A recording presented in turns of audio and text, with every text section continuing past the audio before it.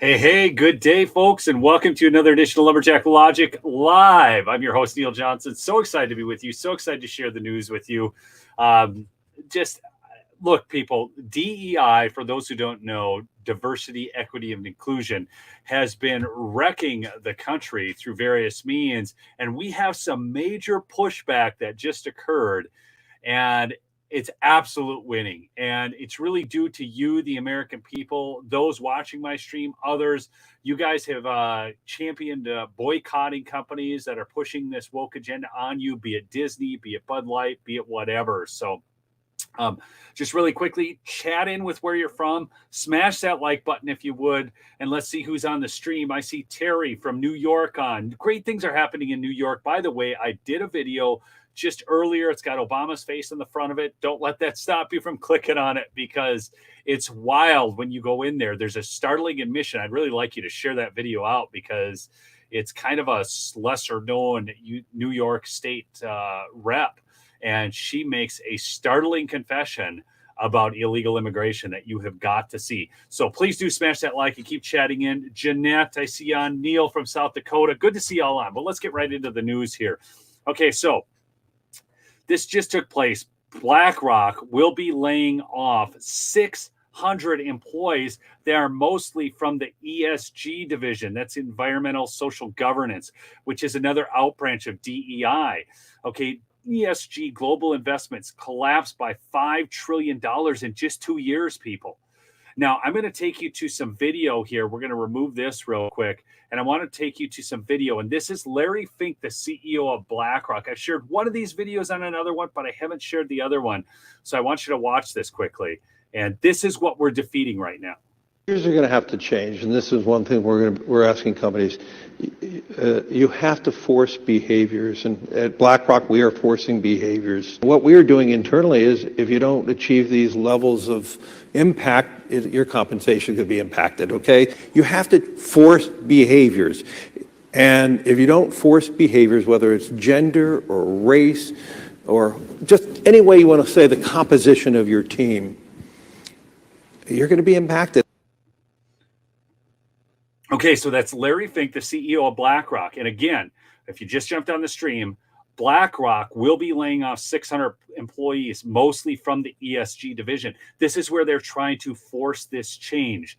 ESG is the system used by BlackRock and Vanguard to blackmail companies into adopting woke practices. So what they do is they say, hey, look, we're not going to invest in your company. We're going to drive your share price down if you don't prescribe to these ESG practices. And the problem is most of these CEOs, they kind of have a short-term mentality because they're bonused off, and they might only be there for 5 years or whatever. So they just want to get their bonuses. So they want their stock prices to go up because they're paid, obviously, in shares. So that's a lot of their compensation. So if they get the share price to climb, they can cash out and get the heck out of Dodge. So this is So I just shared that video. I got to share this other one, though. But I think this is really, really good here. I think this is kind of a good picture of what's happening right now.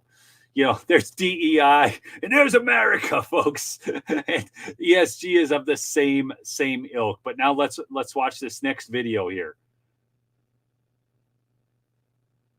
Markets don't like uncertainty. Markets like actually totalitarian governments where you have a understanding of what's out there, and obviously the whole dimension is changing now with, as you said, a democratization of countries, and democracies are very messy, as we know in the United States. You have opinions changing back and forth. Did you catch that, people? See, markets don't like uncertainty. They like totalitarianism. That's what they like, and so that's what Larry Fink likes. He just said the quiet part out loud.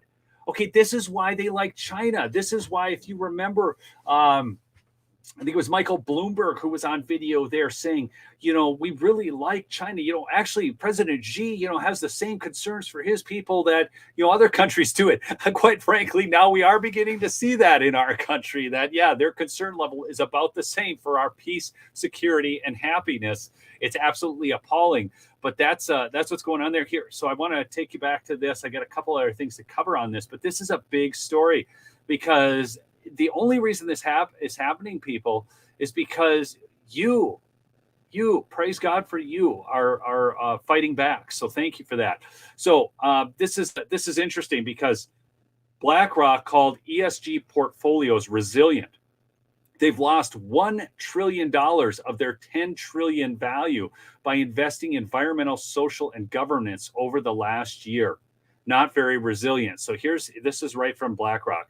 Building more resilient portfolios. Environmental, social, and governance, ESG, integration in the practice of incorporating ESG information into investment decisions to help enhance risk-adjusted returns.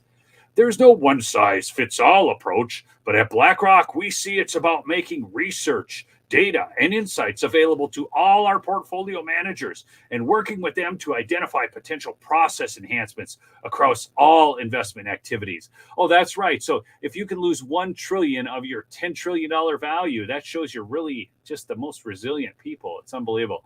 I love this. Big Tom Callahan says, I'm proud to announce that Callahan Auto has the lowest DEI and ESG scores among all major brake pad manufacturers. Callahan Auto never fell for it.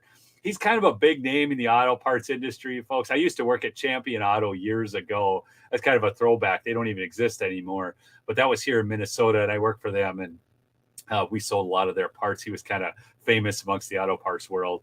But it's not all good news, people, because I want you to know that, BlackRock still has tremendous sway over the world, but their sway is lessening because of this. Please do me a quick favor and smash that thumbs up button. Will really help to get the stream out, and just chat in with a comment, even if it's just where you're from. Or I want to ask you this comment. Did you know that BlackRock was actually $10 trillion? Did you know they were that big? Between BlackRock and Vanguard, it's close to $20 trillion of market cap. Did you guys realize that it was that big? Just please type yes or no in the comments. I'm just curious, and it will help the chat rate out too. So anyhow, this BlackRock is set to rake in $1 trillion, rebuilding the destruction they financed in Ukraine. So this is one of the things about the military-industrial complex, people. They finance wars. If there aren't wars, they're not making enough money in their mind. The money and power. See, look at this. So many of you did not know that their market cap was that huge. I want to put that in perspective. When you're thinking about $10 trillion or $20 trillion, that's $20 trillion is beyond the scope of the U.S. our entire government's annual budget, people. This is wild. And now our debt, though, is at $33 trillion.